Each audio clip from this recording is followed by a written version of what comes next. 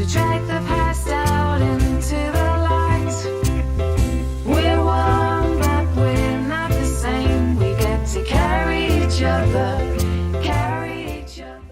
Hello, my name is Carolyn Barber from the Good Mental Health Cooperative, and I'm going to talk to you now about the 7 habits of mentally healthy people, or alternatively the 7 C's framework for good mental health.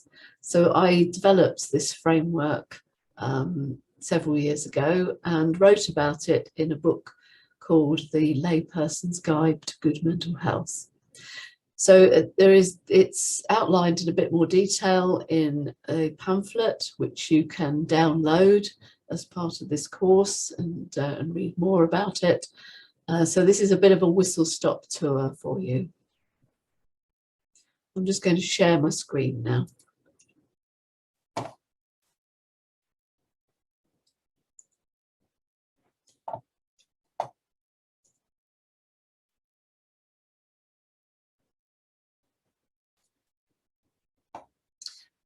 Okay, so introducing the 7 habits of mentally healthy people, or alternatively known as the 7 C's framework. So what immediately comes to mind when you hear the term mental health? If I ask a group of people what they think of when they hear the words mental health, they usually come up with words like depression, anxiety, madness, bipolar, low mood, and so on. And if I then ask what they think of as good mental health, they talk about motivation and energy, happiness, confidence, and so on. So somehow the words mental health have become associated with mental ill health, when actually it could be a much more neutral word, just like we might talk about our physical health, which might be good, average, poor, or we might be ill. With our physical health, we all know what we're supposed to do to stay healthy. We might not do it, but we know that we need to have a good diet, not drink too much alcohol or smoke, get regular exercise, and so on. But if we get stressed, depressed, or anxious, research shows that most people either do nothing, just live with it, eat comfort food, or spend time alone. I believe we're on a kind of spectrum, all of us, for our mental health, just as for our physical health. And we go up and down that spectrum during our lives.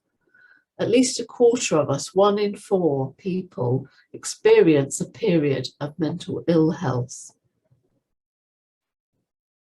So today I'm going to introduce you to my 7 habits of mentally healthy people, which I call the 7 C's. And you can see here that there's an image resembling a person, because I'm going to talk about the features in relation to our limbs to try and explain some of the concepts. So first, let's think about our legs, and particularly our feet. Our feet ground us. They keep us balanced. They help us walk tall and straight. We neglect looking after our feet at our peril. So let's think about this right foot, first of all, as character. This is about knowing ourselves, self-awareness, having a strong sense of values, knowing the strengths, skills, and resources that we bring to the table. Plus, it's about how we tell our own story. Good mental health is about having a strong sense of self, secure in our values, taking pride in our achievements, feeling confident about where we're heading in life. Poor mental health means those times where we feel like a victim of circumstances, buffeted around by life. Someone experiencing a period of mental ill health will often have lost sight of their own story, feel fragmented, powerless, lack self-awareness, and so on. And one of the key features of many therapies is to help someone piece together their sense of self, their personal story, and reframe this more positively. For example, moving from a story about feeling a victim to being a survivor, a shift which will emphasize qualities of strength, endurance, courage, persistence, and so on. So can you see where I'm going with this? Now let's look at the left leg. This represents composure. This is the other aspect of our mental health which keeps us grounded. I describe this as the distance between our sense of self and our thoughts and feelings. So have you ever found yourself reacting to your thoughts and feelings in ways that feel out of control or disproportionate to the situation? Maybe you're what might be called a mental time traveler. That means you spend a lot of time doing things automatically, but your mind is busy thinking about things that have either happened in the past or maybe worrying about things that might happen in the future. Composure is about being present in whatever you're doing, being mindful of what's happening in the here and now, responding rather than reacting to our thoughts and feelings. And we can practice this skill, this life skill, through techniques like meditation, spending time in nature, finding ways to connect with our inner self, our inner sense of peace or spirituality.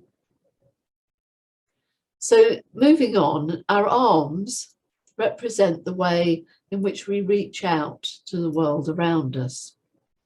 Let's think of the right arm as connection.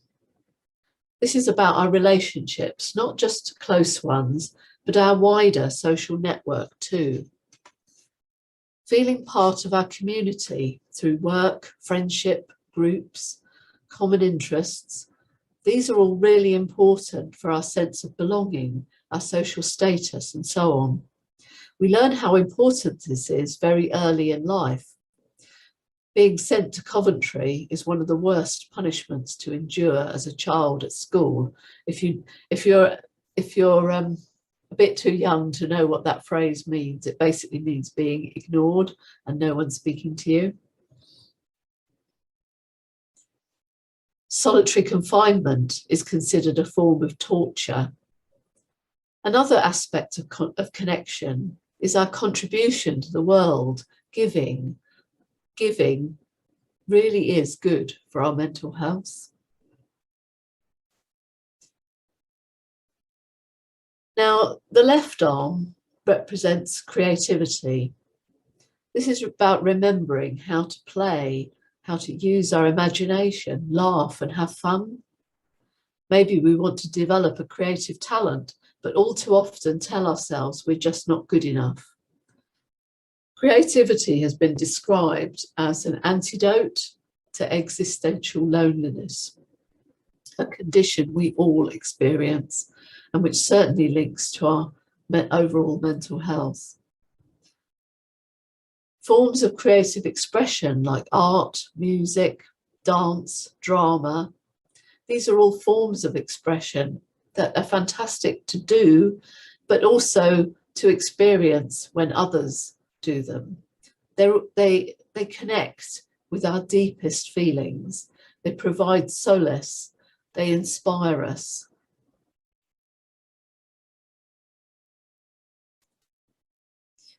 Now, for the fifth C, I'm going to talk about the head. If you think back to the figure, the head represents challenge. And this is what we need to grow and develop. It's about learning, setting ourselves goals, stepping outside our comfort zone, taking risks. Now, challenge can feel like a really uncomfortable place. You need a level of self-confidence and self-motivation to get you through to the other side, to learn or experience something new. And if our mental health is poor, we tend to retreat into our comfort zone, and this can get smaller and smaller. So finally, my sixth and seventh C's are about how we approach these first 5 C's. First of all, we need to approach these with compassion, which was the heart bit of the figure. Be kind to yourself. Notice what you're already doing to take care of your mental health, things that you might not have recognized in this way.